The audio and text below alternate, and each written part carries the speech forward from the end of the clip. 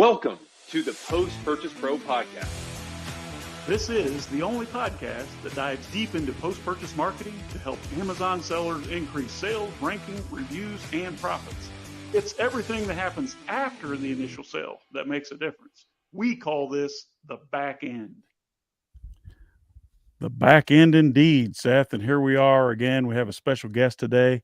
You know, we have the benefit, Seth, of just speaking to this gentleman yesterday. So we already have a little bit of rapport created there. Been looking forward to this interview. We have a very unique stack of questions to ask this gentleman. So Seth, why don't you go ahead and say hello? And without further ado, we'll go ahead and introduce our guest today.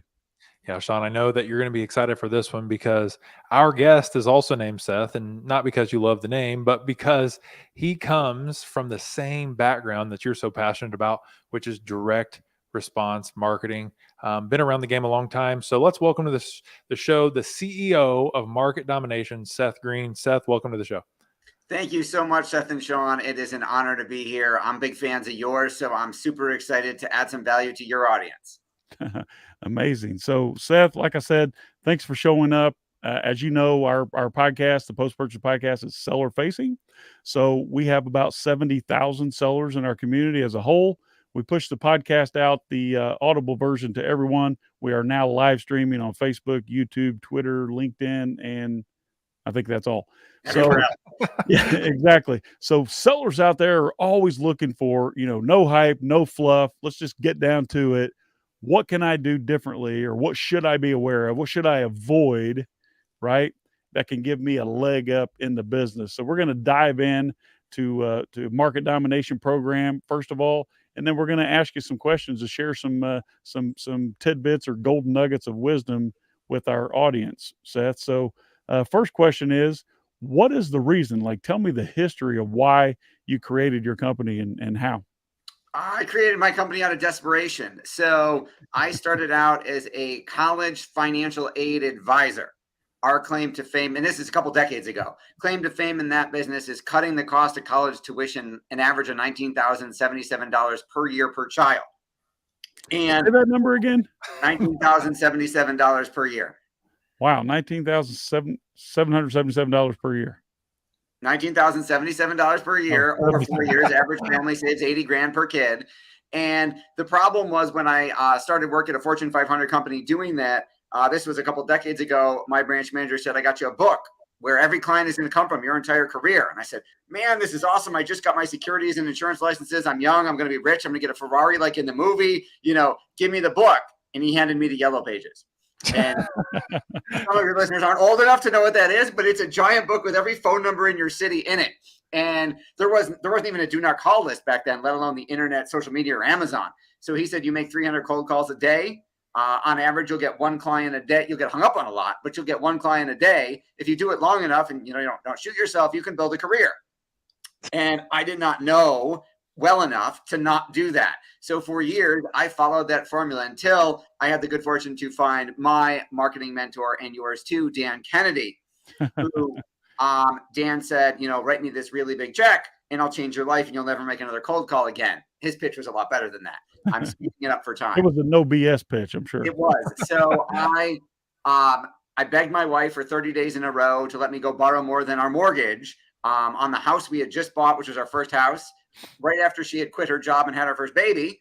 So a lot happened that year. And thankfully on day 31, she caved and said, you better pray this Dan Kennedy stuff works. It did. Best decision other than marrying me that she ever made, because in 2 years, there were 6,700 financial advisors at the company I worked at. I was in last place, dead last, because I was brand new. In 2 years of working with Dan, I was in the top 30 in the country. So it worked incredibly. And this is all with direct mail and print advertising. And it worked incredibly well. It got I got written about in every trade journal in the industry. My phone started ringing with financial advisors going, how do I do what you did? And I said, Dan, I faxed Dan. And I said, what do I do? And Dan said, you start a marketing company and you do it for them. So 16 years ago, we did. Market Domination LLC.com was born. We started out with me and one advisor client. What I did for him, which is what Dan taught me, worked. So I said, we're on to something here. That company has since scaled to multiple seven figures over the last 16 years. And we now have we've served thousands of clients in 63 different industries all over the globe. That is quite the story, Seth. I love it. And our audience, just to give you some frame of reference, is made up predominantly of small-time entrepreneurs building their businesses using third-party platforms online like Amazon. And a lot of them are building their own brand. So they're responsible for all of the marketing, which is why I'm so excited to talk to you today.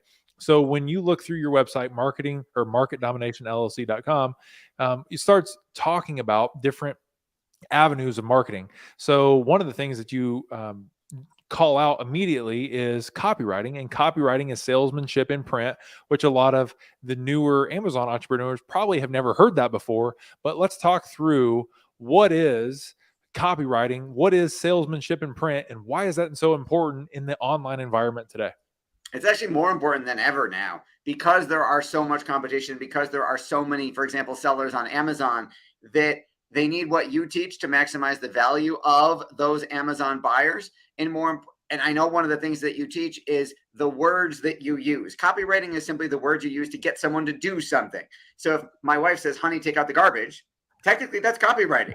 Now, is it a compelling mafia offer? No, it is not. If she said, if you take out the garbage, you will get X, Y, Z, A, B, C, and all these other 27 things. If you do it right now, then she could make an irresistible mafia offer and I would run to take the garbage out. So Otherwise, it's copy nagging, right? Not copywriting. He's here all week, folks. I've never heard that before. I'm going to use that. That's really good. So, hey, you know where I got it? From Dan Kennedy himself, the no BS social media. So, yes. So what is copywriting? It's the words you say that get people to do something, whether that is opting in on your post-purchase funnel, whether it is getting people to buy your product in the first place, whether it's people getting to the buy box. So it's really, it's basically your attempt, in our view and Dan's view, is if I was sitting nose to nose, toes to toes across the kitchen table from Sean Hart, and I wanted Sean to buy this water bottle, what would be the words I use to get him to buy that water bottle? That's the copy. So if it's my Amazon listing, it not only needs to be optimized for Amazon SEO and the keywords and all that stuff that I know you guys are experts in, it also needs to be optimized as a sales message to get a total stranger who's never going to meet me in person to say, I know this, this is what I want to buy it. And even though there might be 27 other companies on the first page of Amazon for that keyword that are also trying to sell me the same thing, I'm going to buy from Sean's brand as opposed to Bob's brand because of the way Sean positioned that product. So that brings me to a good question then. What is the toughest barrier for sellers to overcome today on Amazon? I think you've answered it, but let's unpack that a little bit if you would, Seth. I think it's also the most fun one because it's the competition. It's the crowded marketplace. And most people say, oh, it's too competitive. I got to go into a market where there's nobody. Well, if there's nobody in that marketplace, there's probably no money in it either. I want more competition. I love the way he simplifies this. This is remarkable. It's like, what words can I put out to make you an offer that you can't refuse? And if nobody's selling there's probably no demand for it. It's brilliant. It's simple, but it's brilliant. Thank you. I agree 100%. So I want a competitive marketplace. The more clutter there is, the better I can stand out because everybody else will look the same.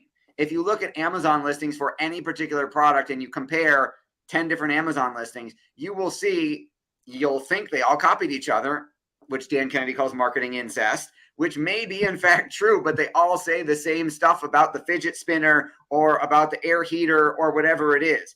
It's the copy that gets them to say, wow, this one is different. I got to buy from this guy, even this brand, even though, and hopefully because it costs more, right? I know your sellers they don't want to compete for the lowest price product on Amazon because that's a race to the bottom. They want to be the premium price provider of what they do, because if you charge more and you make more, you can provide a much better post-purchase experience and really maximize the value of that customer because you have more money to play with in terms of investing into customer ascension and acquisition. I love it. So now that we're on this subject, okay, I also recognize that you're playing ball apparently with my number 2, my second favorite hustler from Cincinnati, Larry Flint obviously being number 1 and Kevin Harrington, my longtime friend, being number 2. So how long have you been working with Kevin Harrington? I started working with Harrington back in 2009, I believe it was. We did some deals together. a remarkable man, done a lot of things. Have all of his books over here. He's actually slept in my guest house. This was when Shark Tank was just starting to hit its run. So how are things going over there, and how are you changing it? So we've been working with Kevin, I think at least 10 years. Okay. We've done a number of different projects for him. He co-hosts My Sharkpreneur podcast. We have worked with a number of his portfolio companies doing marketing for them or consulting with them to help them grow their front end customer acquisition and then maximize the value on the back end. Sure. Okay. Yep. I had a lot of fun working with Kevin. We were actually neighbors, across the bay in Florida. So, yep, learned a lot. This guy's been around, made a lot of contacts. Never can seem to make it to our private retreat anymore because he's always doing celebrity golf. But Seth, I know you have some questions lined up there. I just want to get that out. I do. So Seth, when we started building brands on Amazon, it was like eye-opening because pre-Amazon, we had to do all of the nitty-gritty dirty work of, customer fulfillment and handling returns and all of these things that are kind of not very fun and not really our strong suit. But when you stepped into the world of Amazon, basically they handled all of the heavy lifting, and the only thing that we really were responsible for was the marketing piece. And I know that's your expertise as well. And the most fun part about the whole thing to me. So Seth, can you walk us through, like, you paid Dan Kennedy an ungodly sum, per your wife. She's now thrilled about it. So what did he teach you that was so important that could be applied to today's landscape? He taught him how to take the trash out when his wife tells you to, Like I always say, Seth Greene, if you're married, you have to decide. You either want to be happy or you want to be right. You can't be both, right? Very true. My wife and I have had that discussion on a semi-regular basis. And there are times that Sorry, honey. Yes, there are times that I have made the choice to be bright, and it doesn't usually end well. Love it. All right. So, Dan Kennedy continues to teach me to this day. I would say some of the most important lesson, and what we found is informs about 50% of the success or failure of any Amazon listing, any Amazon marketing campaign, is the who. Who is your target market? Now, you might say anybody could buy my miracle heater. Anybody could buy my eye ear. Well, they could, but anybody is not an ideal target market. You don't have the budget to reach them, and you can't really differentiate. Because of you guys, and what I learned in your book, one of your books, we have published many, many, many books as lead magnets on Amazon and done the same for our clients. But because of what I learned in Private Label Millionaire Secrets, we're now launching physical non-book products. And one of the things we did because of the book is, for example, one of them is an air filtration system. And we didn't just there's a million air filters and whatever on Amazon. And I said, they're giant companies. We're not going to stand out as just another better mousetrap. So what we're doing is we're creating a version of the product for every health condition that might need an air filter. So there's one for diabetes, there's one for COVID, there's going to be different versions for every disease or health conscious vertical. And the copy that we're starting with diabetes, because we already have a client who has a list in that space. And we did tons of research, and all of the copy written is directly aimed at, this is at diabetics. It speaks their language. When they see it, if they see ours versus any other regular filtration system, ours will, even though ours is significantly more money, we will win hands down. So you obviously enjoyed the chapter in the book when Seth and I were breaking down how to target specific customer avatars as well as specific afflictions with regard to our hearing aids that we were selling on Amazon, as well as our pillows. So I think you really hit the nail on the head there when you said, know who you're selling to. Who is your customer? And even my 15-year-old son today, every time he's building business plans, Seth, I shared one with you yesterday, he always starts with who's the customer avatar, Seth. Did you notice at the top there's Tyler and then there's Greg? And I said, who are those? And he explained to a T. And I always tell people, Seth Greene, I say, listen, if you can't tell me or visualize exactly who the end user is for your product, don't launch the product. Okay? If you don't know who you're selling to, how in the heck are you going to do a good job in marketing, right? What do you say? I say 100% accurate. We have avatars in our own business. For our marketing agency, like we have financial advisor Frank, and we have estate planning lawyer Edward, and we have, and we can describe, we got fake pictures on the wall, and we can describe, okay, he's 45 years old and he plays golf once a month, but he wants to play more, and he's married and he feels like he's working too many hours and he's missing kids' soccer games because he's stuck at the office, and he should be more successful than he is. And how come the guy down the street is working way better when he's a worse advisor than this guy? So, we've got pages and pages of all of that.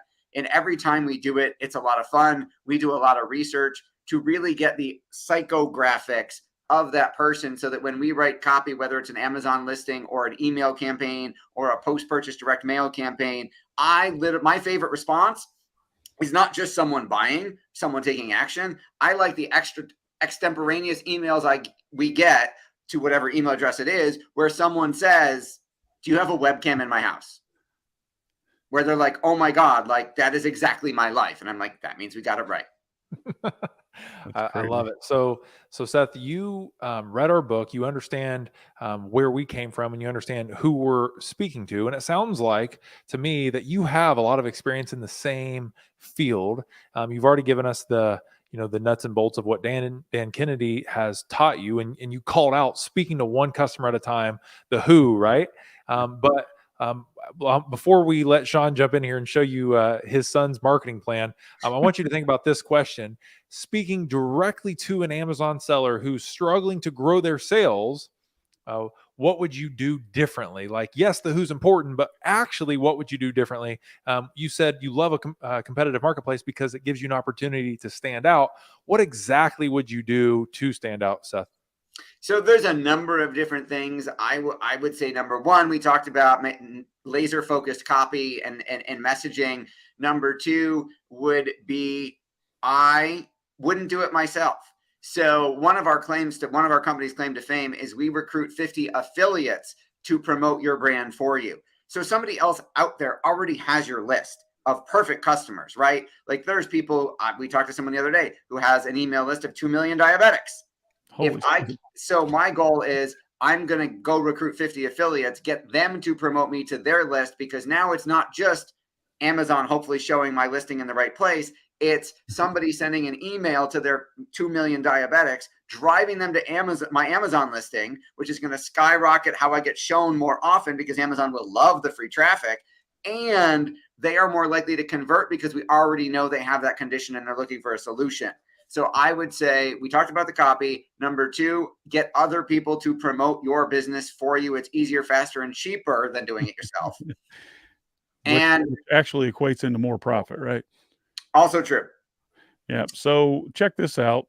This is, and I'm a proud dad, obviously. This is my 15-year-old son. He's been doing this stuff since he was 13. So he showed me this yesterday, and I said, explain to me, who's Greg? Who's Luke? And I tell you what, Seth, this kid tells me exactly who these two avatars are. He's got all this stuff built out, ready to go. So here's what I say, Seth. If a 15-year-old can do it, why in the heck can't you do it? You're a professional Amazon seller, right? So let's figure out who your target audience is, and then speak to them in a language that not only gets their attention, specifically calls them out, but also compels them to take action, an action that's mutually beneficial for you and them, Seth. Amen, 100%. I love that he's got the graphics of that funnel flow all built out. If you don't hire him, I will send him my way. Don't tell him now. He's in training. We need him to finish school first. I'm trying to get him stay away from the women, stay away from the bad habits, and stay focused in school and business. There you go. Amen. 100%. Yeah, I love that he's got the funnel flow built out. I'd be very curious to see who those avatars are and what he wants to sell them. And because he's 15. So you know what? I learn a lot from my kids. I have, 2 teenagers and 1 almost teenager, and they keep me on the cutting edge. I ask them at least once a week, what's the new app that you're on? What's a networking social media type of thing that I don't know about yet? Right. My kids were the ones who taught me about TikTok. And then my daughters got my wife into it. And then I said, let's try some of this marketing stuff on your TikTok thing. And now she's got almost 10,000 followers.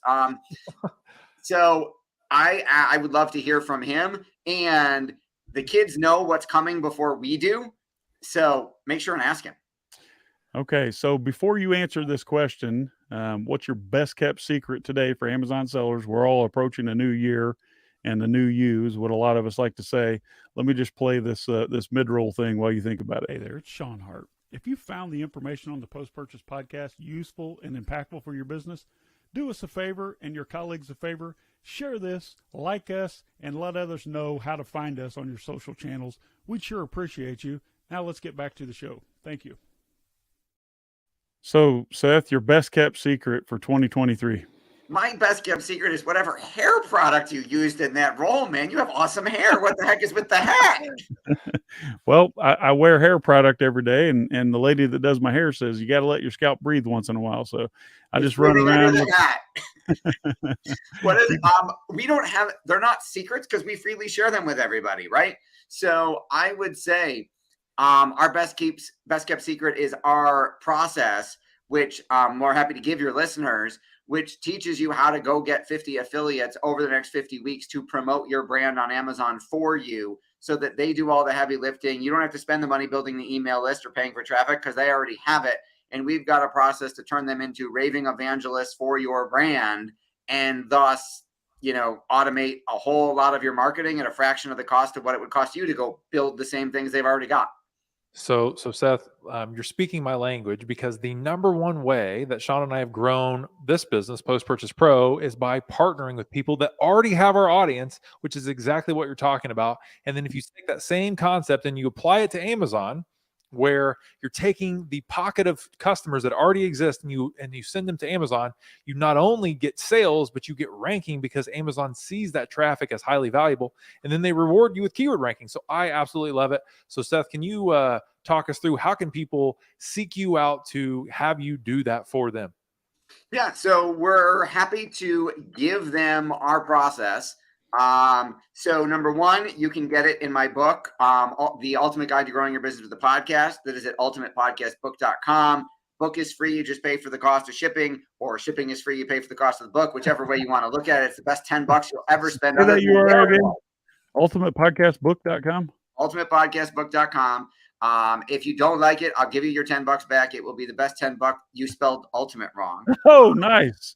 I'm going to blame that on May. Actually, I did that. Sorry, May. I got in a hurry. If you want a video version where I go on a long video, step by step through every part of our psychology of how we recruit those, it's still spelled wrong. How we recruit. Yes, ultimate. Over how we recruit affiliates, how we pick them, how we market to them, all of that stuff. Shoot me an email. I know they've displayed the email several times. I will happily email you a link to watch that video. It's an hour and a half to 2 hours long, but it is literally a master class in how to go identify and recruit 50 affiliates to promote the heck out of your brand. And in case you're listening to this as opposed to watching it, the email is Seth@marketdominationprogram.com. Seth at marketdominationprogram.com. So let me ask you, can you share a quick case study of something like a before and after? You don't have to give details, but give us an idea of something that you've done where your clients have seen profound success from. Okay, so I will give you one. How much time do we have? You have at least 7 minutes. Okay, so I'm going to give you one physical bricks and mortar. But we have more questions. Okay. So we are working with a 8-figure e-commerce direct-to-consumer company. One of the things that we were able to help them with, we found, was they did not have anything going from their Amazon listing to get into our own funnel. They had no upsells, they had no downsells, they had no cross sells, they had no other than the shipping delivery stuff, there was no real post-purchase marketing. We didn't call it that while we were working with them because we didn't know you guys yet. But we just call it maximizing lifetime customer value. By implementing some of those things, we were able to increase their sales tens of millions of dollars. Nice. I'd say that's a pretty good case study. So now that you shared a case study, if you don't mind, Seth, tell us now, who's the perfect client to work with for you? Who's your client? Who's your customer avatar? So we've got two different verticals. One is a white collar professional practice. So that could be an information marketer. It could be a coach, a consultant, a speaker. It could be a financial advisor, accountant, doctor, or lawyer that needs clients, leads, webinar attendees, stuff like that. Then the other side of the space is our e-commerce division. So that's Amazon sellers, those evil Shopify sellers, people who sell on places other than Amazon, but they need more of the right traffic to their listings or their store, and they need more maximum. They should go to you for the post-purchase marketing, but if they want help with the traffic on the front end, we can help. I love it. So we have another special guest. Cash, come over here. I want to introduce you to someone. So this is the remarkable young 15-year-old hustler. I want to introduce you to Seth. He said, if you don't hire him, I will. This is the idiot that built this. Explain to Seth who Greg and Luke is. Would you? Oh, gosh. Okay. All right. I'm live. Okay. Gosh, I should put some makeup on. Well, Greg and Luke are our customer avatars, and the reason why we have two is because Greg is working a job, like throughout 9 to 5, obviously, and Luke has more free time, so we can run ads throughout the whole day instead of just 6 to 12 after Greg gets off of work. But you said you wanted me to explain why we have two, or just explain the whole thing? No, tell me the psychographics of Greg. Like, who is he as a person? Well, Greg is a 30-year-old with 2 kids and a wife. He has a mortgage on his house, 2 car payments, and he wanted to do something when he was younger, but then he went to college and got in a whole bunch of debt and just started a job, and he basically fell into that loop. But he's just starting to want to do something again, start searching up. Like he starts looking into how to start a business these days and how to run an online Shopify store, stuff like that. That is awesome. And Luke is a high school graduate with wealthy parents that want him to do something, either go to college for business or want him to start his own business, but he doesn't know exactly what to do. So he has wealthy parents to back up his decision of buying the course to teach him how to make money and how to start a business. And he has more free time throughout the day to look that stuff up. That is awesome. What do you know what you're going to sell them yet? Yes, I'm going to sell them. Well, I ran I don't know how to describe it. It's I ran a business where it was like remote outdoor sales. So you could it was like passive. You just set it up, the location, and you don't have to be there. You just answer sales calls over the phone and you sell your product. And you only need like $500, $600 to open it. So it's easy, it's low barrier, and you're profitable from like day one. You know what I mean? So anyone can do it. And I scaled that up to 15 different locations, hired my uncle and my grandpa, and I think I did $53,000 or $60,000 in like 6 months. So I'm selling them a step-by-step course exactly how to do that. That is awesome. I want to buy that course. I'll be your first customer. I'll be your first affiliate because we'll promote it for you. And if your dad does not hire you, he's an idiot and you can come work for me. All right, get out of here, dirtbag. You could try being nice. He's my son. It doesn't count. He loves me anyway. But yeah, he's on fire for business. And Seth often, Seth's got, how old's Graham now? 3? Graham's 3. Cash is 15. I was going to say, Graham doesn't have a funnel yet. He's working on his first funnel to get monster trucks. It's so funny. I started the world's youngest affiliate marketer show with my kids when they were really, really little, and they'd be on YouTube. You can find it. Like, we don't do it anymore, but they would do like toy reviews on Amazon and make affiliate commissions. And the funniest thing was my son trying to explain to his friends to get them to come do videos. And they're like, I don't want to sell my toys. And he's like, no, we're selling other people's toys. And then when I gave them like their first check for the videos they were in, their friends he would always be like, Dad, now they're all annoying. They want to go when we can do more videos at Max's house. Okay, so here's a quick question for you. What kind of special offer do you have for listeners of this show or viewers of this live stream? If they want to engage with you, do you have like a checklist or something like that? They can go get the book at ultimatepodcastbook.com. The offer is, if you want the video version of the book, which is like an 1.5 to 2 hour video walking through the entire psychology step-by-step of how you go recruit 50 affiliates for your brand, shoot me an email, tell me you heard me on this podcast, and we will get you that video, which is normally my keynote speech, which people normally pay to go to a conference to hear, you can get for free. All right.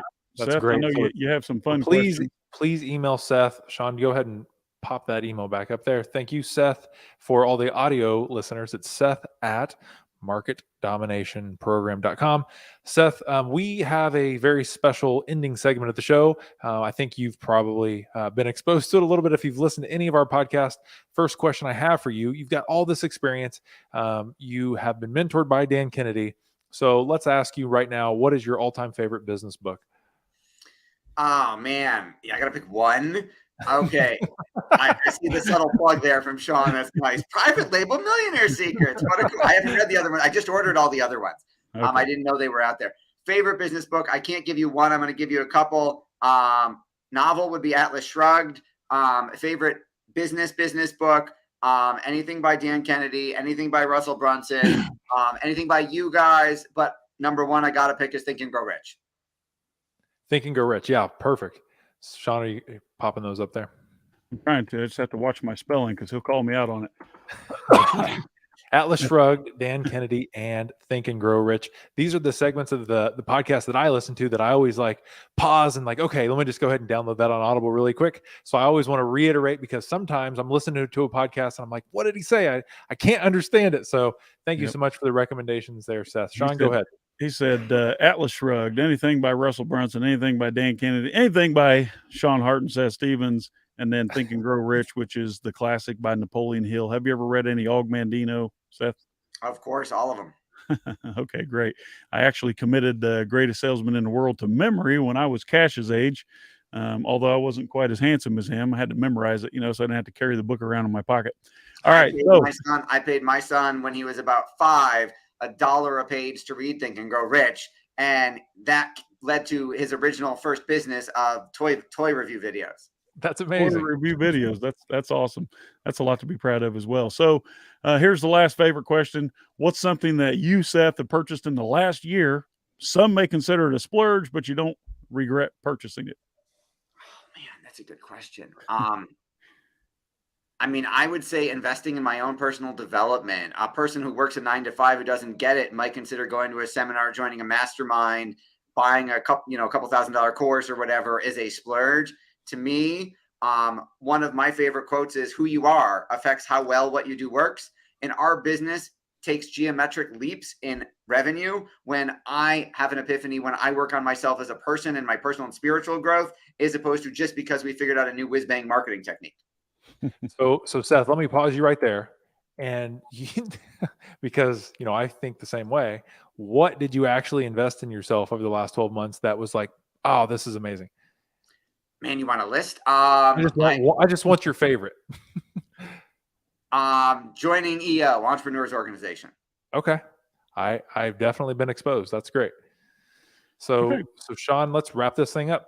Yep. So one thought, one idea that you want to listeners to take away, and as soon as you finish answering this, we'll go into our closing role. But don't go anywhere. I still want to pick your brain. Get other people to grow your business for you. That is what we do every day. For you. Hey, truer words or more prosperous words were never spoken. Seth Greene, folks, CEO, MarketDominationLLC.com. Thank you so much. Don't go anywhere, man. We'll see you next week, everyone.